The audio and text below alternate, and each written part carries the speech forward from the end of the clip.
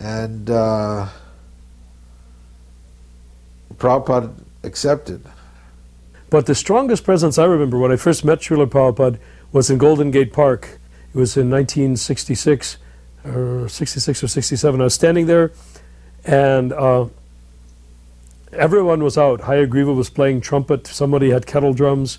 There were gongs and cymbals, and incense was burning, and Prabhupada was leading a kirtan in, I guess it was on Hippie Hill or a hollow over there in the Haight-Ashbury, and in Golden Gate Park. And he sat there chanting, and I developed some sort of psychokinetic powers because of lacking anything better to do with my energy. And I used to be able to play pinballs and move the ball around and do stuff like that, you know. So one of the things I used to do for pleasure, and it was sort of a interfering demoniac basically sort of pleasure, was looking at people when they weren't looking at me and making them turn around. So I thought I'd try that on Srila Prabhupada. Well, we didn't call him Prabhupada back then. He was called Swamiji, or the Swami. And I thought I'd make Swamiji turn around. And I stared and stared and stared, and nothing happened. And I looked at a bunch of other people that were standing around in the crowd, and they turned around very fast, just as though a bee had landed on their neck, you know. And I just stared at Prabhupada again, and it didn't happen. I began to be very alarmed, and something inside of me became very determined, and I said, I am not going to leave this place until until Swamiji, the Swami, turns around and looks at me. I want to know that I've made contact with him. And it ceased to be an issue of this ego control of wanting to make someone turn around, but I just wanted to make contact. And I went on and on. I kept on amping up my energy until I was breaking out in a sweat, and nothing happened. He was simply chanting, and he looked very ethereal, sort of as though he were floating in some sort of cosmic amniotic fluid, you know, and he was his kirtan, and he was moving flexibly and just totally unaffected. Finally, whatever energy in me that wanted him to turn around began to plead and actually beg. And the minute I became very sincerely begging, all of a sudden his eyes floated around to the side, and he looked at me, and it froze me for a moment. His eyes looked as though they were like whale eyes or dolphin eyes, floating in nowhere, some sort of golden light, and they were looking at me, and they hovered there for a moment that seemed like eternity, neither beckoning nor rejecting, just observing.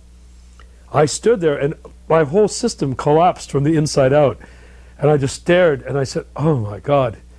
And all sorts of confusing emotions ran through me at that time, and I was standing there with a girlfriend, and I wasn't, you know, I was sort of, you know, a hippie-styled person. And outside, I was very confused. Inside, I had an overwhelming thought. I must go and straighten myself out and go to some place where I can really think things through, because I'm not ready to become his disciple yet. My first impulse was to become his disciple. Then Haridas decided to paint the Panchatattva, but for some reason he thought they were women. It was very different then. And so they were in Hawaii or something, and so he painted them with breasts, the Panchatattva. And so when Prabhupada came in and the new painting was unveiled over the new altar, the eclectic altar, Prabhupada he actually said, at Haridas, and said, those are men, not women, and so please change it. So he changed it. So it was really quite open in the beginning, and it's really an amazing thing how Prabhupada was so patient, and he just introduced things very slowly. When the Swami would walk into the room, into the storefront to give the class, everyone would bow down. I saw others doing it, so I started doing it. This is in the very beginning. But Gargamuni wouldn't. He was the only one. He would just sit there. And this was going on for some time. And but Gargamuni, I think, felt a little self-conscious about it. After class, Prabhupada would always ask for questions. So, on one occasion, then Gargamuni, he raised his hand and asked that, the others, when you come into the room, everyone bows down, but I don't bow down, and because I don't feel like bowing down. So if I don't feel like doing it, I'm not going to do it, because then if I did it, it would be artificial. So I want to be more real, and I'm just explaining to you, and if this is all right. So Prabhupada looked at him and said, you should bow down. And by bowing down, then the feeling will come. So this is a very nice instruction. And of course, he started doing that. And it worked. In the early days, the temples were so used to Prabhupada's personal association, and I might suggest that Prabhupada's association, particularly in the early days, particularly in a small temple, was so galvanizing that when Prabhupada was there, he was like a magnet, and everything else was like iron filings. Everyone knew how to act, everyone knew what to do when Srila Prabhupada was present. All things fell into place. It was very simple to be a devotee. It was very simple to be spiritual.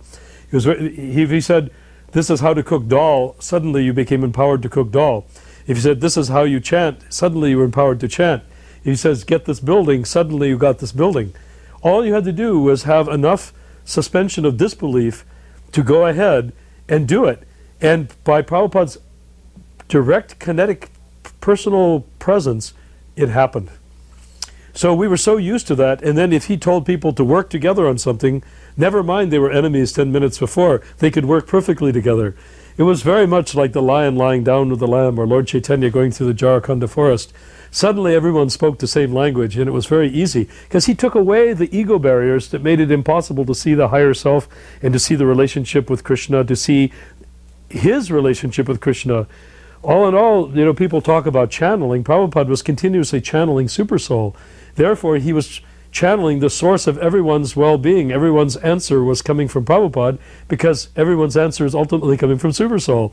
So that when you saw Prabhupada, he was like the main branch of the bank. He had it all. He had all the information.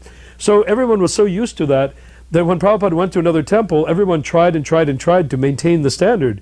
But being what we were, it gradually would sink down like silt in a stream. And then when Prabhupada came back again, all of a sudden it was all excitement and everything worked again. So in those days, we always managed that Prabhupada would go from temple to temple to temple and keep them all revived. I would photograph a lot, so sometimes he would tease me and he'd say, why are you photographing me so much? Photograph something important like people chanting. And actually in San Francisco, he teased me again. He said I was photographing a lot. I should have had one of those motorized drives or something. But I was just photographing. But it's because his mood changed so purely.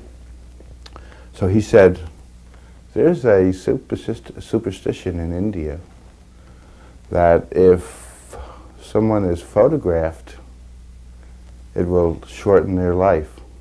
Or he might have said shorten their longevity. What do you think? And I stopped. I was shocked. I was photographing and he said, shorten your life. He said, what do you think? And he was looking down at me. And so I said, well, I think that it's how someone uses their life, not how long it is. And he says, yes, that is just a superstition.